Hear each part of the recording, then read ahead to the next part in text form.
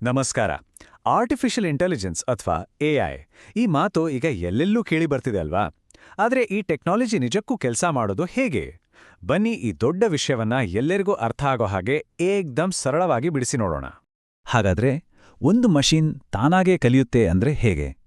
ಈ training, model, parameters ಅಂತ ಹೇಳ್ತಾರಲ್ಲ, ಇದೆಲ್ಲದರ ಅರ್ಥ ಏನು? ಒಂದು ಮಷೀನ್ಗೆ ತಾನಾಗಿ ಯೋಚಿಸೋ ಶಕ್ತಿ ಎಲ್ಲಿಂದ ಬರುತ್ತೆ? ಈ ಎಲ್ಲ ಪ್ರಶ್ನೆಗಳಿಗೆ ಉತ್ತರನ ಒಟ್ಟಿಗೆ ಹುಡ್ಕೋಣ ಬನ್ನಿ. ನಂಬೋಕೆ ಸ್ವಲ್ಪ ಕಷ್ಟ ಆಗ್ಬಹುದು, ಆದರೆ ಎಐ ಕಲಿಯೋ ಪ್ರಕ್ರಿಯೆಯ ಅಡಿಪಾಯ ಇರೋದು ನಾವು ಸ್ಕೂಲಲ್ಲಿ ಕಲ್ತ ಒಂದು ಸಿಂಪಲ್ ಗಣಿತದ ಕಾನ್ಸೆಪ್ಟಲ್ಲಿ. ಹೌದು, ಇಷ್ಟು ದೊಡ್ಡ ತಂತ್ರಜ್ಞಾನದ ರಹಸ್ಯವನ್ನ ನಮ್ಮ ಸ್ಕೂಲ್ ದಿನಗಳ ನೆನಪಿನಲ್ಲೇ ಬಿಡಿಸಿ ನೋಡೋಣ. ಸರಿ, ಈಗ ನಮ್ಮ ಪಯಣದ ಮೊದಲ ಭಾಗಕ್ಕೆ ಹೋಗೋಣ. ಈ ಸೆಕ್ಷನಲ್ಲಿ ನಾವು ಎಐಯ ಕ್ಲಾಸ್ರೂಮ್ಗೆ ಎಂಟ್ರಿ ಕೊಟ್ಟು ಅದು ವಿಷಯಗಳನ್ನ ಹೇಗೆ ಕಲಿಯುತ್ತೆ ಅನ್ನೋದರ ಮೂಲಭೂತ ತತ್ವವನ್ನ ಅರ್ಥ ಮಾಡ್ಕೊಳ್ಳೋಣ. ಇದನ್ನ ನಾವೆಲ್ಲ ಶಾಲೆಯಲ್ಲಿ ನೋಡಿದೀವಿ. ಒಂದು ಎಕ್ಸ್ ಆಕ್ಸಿಸ್, ಒಂದು ವೈ ಆಕ್ಸಿಸ್ ಇರೋ ಗ್ರಾಫ್. ಈ ಸರಳ ಗ್ರಾಫೇ ನಮ್ಮ ಇವತ್ತಿನ ಇಡೀ ವಿವರಣೆಗೆ ಬೇಸ್. ಎಐ ಹೇಗೆ ಕಲಿಯುತ್ತೆ ಅಂತ ಅರ್ಥ ಮಾಡ್ಕೊಳ್ಳೋಕೆ ಇದು ನಮಗೆ ದಾರಿ ತೋರಿಸುತ್ತೆ. ಓಕೆ, ಈಗ ಈ ಗ್ರಾಫನ್ನೇ ಇಟ್ಕೊಂಡು ಎಐ ಪ್ರಪಂಚದ ಕೆಲವು ಮುಖ್ಯ ಪದಗಳನ್ನ ಅರ್ಥ ಮಾಡ್ಕೊಳ್ಳೋಣ. ಈ ಡೇಟಾ ಸೆಟ್, ಮಾಡೆಲ್, ಟ್ರೈನಿಂಗ್ ಈ ಪದಗಳೆಲ್ಲ ಈ ಸಿಂಪಲ್ ಲೈನ್ ಜೊತೆ ಹೇಗೆ ಕನೆಕ್ಟ್ ಆಗಿದೆ ಅಂತ ನೋಡೋಣ. ನೋಡಿ, ನಮ್ಮ ಮಷೀನ್ ಕಲಿಯೋದಕ್ಕೆ ನಾವು ಈ ಸಿಂಪಲ್ ನಂಬರ್ಗಳನ್ನ ಕೊಡ್ತಾ ಇದ್ದೀವಿ. ಇಲ್ಲಿ ಎಕ್ಸ್ ಅನ್ನೋದು ಇನ್ಪುಟ್, ವೈ ಅನ್ನೋದು ಔಟ್ಪುಟ್. ಅಂದ್ರೆ ಎಕ್ಸ್ 10 ಇದ್ದಾಗ ವೈ 20 ಆಗುತ್ತೆ, ಎಕ್ಸ್ 20 ಇದ್ದಾಗ ವೈ 40.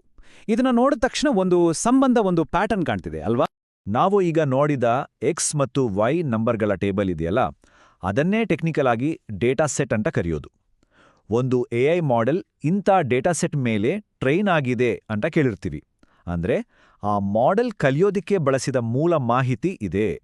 ಈಗ ಆ ಟೇಬಲ್ನಲ್ಲಿಂದ ಪ್ರತಿ ಜೋಡಿ ನಂಬರ್ಗಳನ್ನ, ಅಂದ್ರೆ 10, 20, 20, 40 ಹೀಗೆ ಈ ಗ್ರಾಫ್ ಮೇಲೆ ಪಾಯಿಂಟ್ಸ್ ಆಗಿ ಗುರುತು ಮಾಡೋಣ. ಸ್ಕೂಲಲ್ಲಿ ಸ್ಕೇಲ್ ಇಟ್ಕೊಂಡು ಮಾಡ್ತಿದ್ವಲ್ಲ ಹಾಗೆ. ನೋಡಿ, ಈ ಎಲ್ಲ ಪಾಯಿಂಟ್ಸು ಒಂದು ನಿರ್ದಿಷ್ಟ ಮಾದರಿಯಲ್ಲಿ ಜೋಡಣೆಗೊಂಡಿದೆ. ಈ ಎಲ್ಲ ಪಾಯಿಂಟ್ಸ್ಗಳನ್ನ ಸೇರಿಸಿ ಒಂದು ಸರಳ ರೇಖೆ, ಅಂದ್ರೆ ಒಂದು ಸ್ಟ್ರೇಟ್ ಲೈನ್ ಎಳೆಯಬಹುದು. ಈ ಲೈನ್ ಇದೆಯಲ್ಲ, ಇದೇ ನಮ್ಮ ಮಾಡೆಲ್. ಸಿಂಪಲ್ ಆಗಿ ಹೇಳೋದಾದ್ರೆ, ಡೇಟಾಸೆಟ್ನಲ್ಲಿ ಅಡಗಿರೋ ಸಂಬಂಧ ಅಥವಾ ಪ್ಯಾಟರ್ನ್ ಅನ್ನ ಕಂಡುಹಿಡಿಯೋದೇ ಮಾಡೆಲ್ನ ಕೆಲಸ. ನಮ್ಮ ಉದಾಹರಣೆಯಲ್ಲಿ ಆ ಪ್ಯಾಟರ್ನ್ ಒಂದು ಸ್ಟ್ರೇಟ್ ಲೈನ್. ಈ ಸ್ಟ್ರೇಟ್ ಲೈನ್ ಅನ್ನ ಗಣಿತದ ಒಂದು ಫಾರ್ಮುಲಾದಲ್ಲಿ ಬರಿಬೋದು. y = mx + c. ಈ ಫಾರ್ಮುಲಾ ನಮ್ಮ ಮಾಡೆಲ್ನ ರೆಸಿಪಿ ಇದ್ದ ಹಾಗೆ.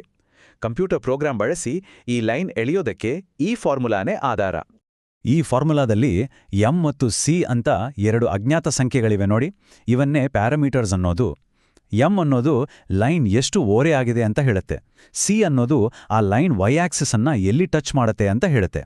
ಸೊ ಸರಿಯಾದ ಎಂ ಮತ್ತು ಸಿ ಮೌಲ್ಯಗಳನ್ನ ಕಂಡುಹಿಡಿಯೋದೇ ಎಐಯ ಅಸಲಿ ಗುರಿ. ಹಾಗಾದ್ರೆ ಆ ಸರಿಯಾದ ಪ್ಯಾರಾಮೀಟರ್ಸ್ ಅನ್ನ ಎಐ ಹೇಗೆ ಕಂಡುಹಿಡಿಯುತ್ತೆ? ಅದು ತನ್ನ ತಪ್ಪುಗಳಿಂದಲೇ ಕಲಿಯುತ್ತೆ. ಹೌದು, ತನ್ನ ತಪ್ಪುಗಳನ್ನ ಅಳೆದು ಅವುಗಳನ್ನ ಕಡಿಮೆ ಮಾಡೋಕೆ ಪ್ರಯತ್ನ ಪಡುತ್ತಲ್ಲ, ಆ ಪ್ರಾಸೆಸ್ನಲ್ಲೇ ಅದಕ್ಕೆ ಜ್ಞಾನ ಸಿಗೋದು. ಈ ಎಂ ಮತ್ತು ಸಿ ಮೌಲ್ಯಗಳನ್ನ ಕಂಡುಹಿಡಿಯೋ ಪ್ರೊಸೆಸ್ ಇದೆಯಲ್ಲ, ಅದಕ್ಕೇನೆ ಟ್ರೈನಿಂಗ್ ಅಂತ ಕರೆಯೋದು. ನಮ್ಮ ಉದಾಹರಣೆಯಲ್ಲಿ ಹೇಳೋದಾದ್ರೆ, ಎಲ್ಲ ಪಾಯಿಂಟ್ಸ್ ಮೂಲಕ ಹಾದು ಹೋಗುವ ಬೆಸ್ಟ್ ಲೈನ್ ಎಳೆಯೋದಕ್ಕೆ ಬೇಕಾದ ಸರಿಯಾದ ಎಂ ಮತ್ತು ಸಿ ವ್ಯಾಲ್ಯೂಗಳನ್ನ ಹುಡುಕೋದೇ ಟ್ರೈನಿಂಗ್. ಟ್ರೈನಿಂಗ್ ನಡೆಯೋದು ಹೀಗೆ. ಮೊದಲು ಮಷೀನ್ ಎಂ ಮತ್ತು ಸಿಗೆ ಸುಮ್ಮನೆ ರ್ಯಾಂಡಮ್ ಆಗಿ ಒಂದು ವ್ಯಾಲ್ಯೂ ಅಂದಾಜು ಮಾಡಿ ಒಂದು ಲೈನ್ ಎಳೆಯುತ್ತೆ. ಆಮೇಲೆ ಆ ಲೈನ್ ನಿಜವಾದ ಪಾಯಿಂಟ್ಗಳಿಂದ ಎಷ್ಟು ದೂರ ಇದೆ ಅಂದ್ರೆ ತನ್ನ ತಪ್ಪನ್ನ ಲಾಸ್ ರೂಪದಲ್ಲಿ ಲೆಕ್ಕ ಹಾಕುತ್ತೆ. ಆ ಲಾಸನ್ನ ಕಡಿಮೆ ಮಾಡೋಕ್ಕೆ ಅದು ಎಂ ಮತ್ತು ಸಿ ವ್ಯಾಲ್ಯೂಗಳನ್ನ ಸ್ವಲ್ಪ ಚೇಂಜ್ ಮಾಡುತ್ತೆ. ಈ ಪ್ರಕ್ರಿಯೆ ಸಾವಿರಾರು ಬಾರಿ ರಿಪೀಟ್ ಆಗುತ್ತೆ. ಕೊನೆಗೆ ಪರ್ಫೆಕ್ಟ್ ಲೈನ್ ಸಿಗುತ್ತೆ.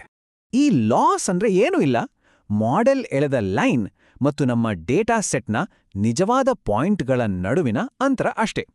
ಈ ಗ್ಯಾಪ್ ಜಾಸ್ತಿ ಇದ್ರೆ ಲಾಸ್ ಜಾಸ್ತಿ. ಅಂದ್ರೆ ಮಾಡೆಲ್ನ ಪ್ರಿಡಿಕ್ಷನ್ ತಪ್ಪು ಅಂತ. ಟ್ರೈನಿಂಗ್ನ ಮುಖ್ಯ ಉದ್ದೇಶವೇ ಈ ಲಾಸ್ ಅನ್ನು ಆದಷ್ಟು ಕಡಿಮೆ, ಅಂದ್ರೆ 0ಗೆ ಹತ್ರ ತರೋದು. ಹಾಗಾದ್ರೆ ಲಾಸ್ ಕಡಿಮೆ ಮಾಡೋಕೆ ಎಂ ಮತ್ತು ಸಿ ವ್ಯಾಲ್ಯೂಗಳನ್ನ ಯಾವ ದಿಕ್ಕಿನಲ್ಲಿ ಬದಲಾಯಿಸಬೇಕು ಅಂತ ಮಷೀನ್ಗೆ ಹೇಗೆ ಗೊತ್ತಾಡುತ್ತೆ? ಅದಕ್ಕೆ ಗ್ರೇಡಿಯಂಟ್ ಡಿಸೆಂಟ್ ಅನ್ನೋ ಒಂದು ಮ್ಯಾಥ್ಸ್ ಟೆಕ್ನಿಕ್ ಹೆಲ್ಪ್ ಮಾಡುತ್ತೆ.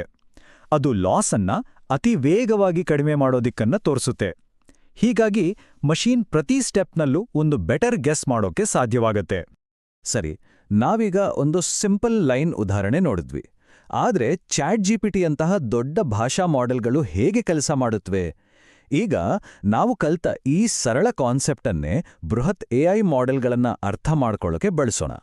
ನಮ್ಮ ಉದಾಹರಣೆಯಲ್ಲಿ ಡೇಟಾ ಒಂದು ಸಿಂಪಲ್ ಸ್ಟ್ರೇಟ್ ಲೈನ್ ಆಗಿತ್ತು. ಆದ್ರೆ ರಿಯಲ್ ಲೈಫ್ ಡೇಟಾ ಅಂದ್ರೆ ಮನುಷ್ಯರ ಭಾಷೆ, ಫೋಟೋಗಳು ಇದೆಲ್ಲ ಸಿಕ್ಕಾಪಟ್ಟೆ ಕಾಂಪ್ಲೆಕ್ಸ್ ಆಗಿರುತ್ತೆ.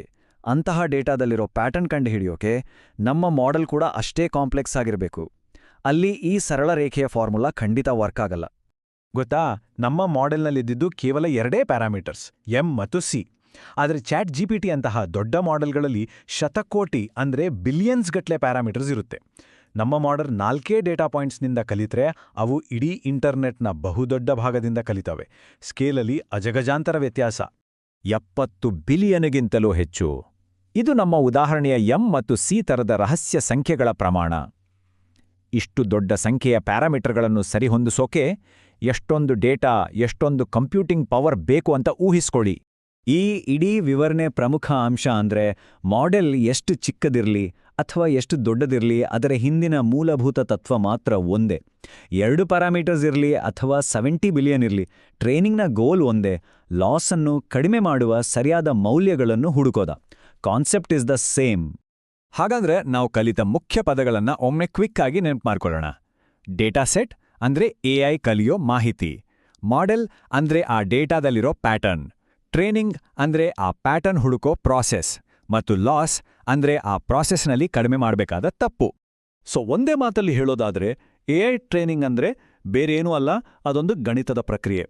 ಅದು ಡೇಟಾದಲ್ಲಿರೋ ಪ್ಯಾಟರ್ನ್ಸ್ಗಳನ್ನು ಹುಡುಕಿ ತನ್ನ ತಪ್ಪುಗಳಿಂದ ಪಾಠ ಕಲಿತು ಭವಿಷ್ಯವನ್ನು ಪ್ರೆಡಿಕ್ಟ್ ಮಾಡುವ ತನ್ನ ಸಾಮರ್ಥ್ಯವನ್ನ ಸತತವಾಗಿ ಇಂಪ್ರೂವ್ ಮಾಡಿಕೊಳ್ಳುತ್ತೆ. ಎಐ ನಮ್ಮ ಇತಿಹಾಸದಿಂದ, ನಮ್ಮ ಮಾತುಕತೆಗಳಿಂದ, ನಾವು ಬರೆದ ಪುಸ್ತಕಗಳಿಂದ ಕಲಿಯುತ್ತಿದೆ.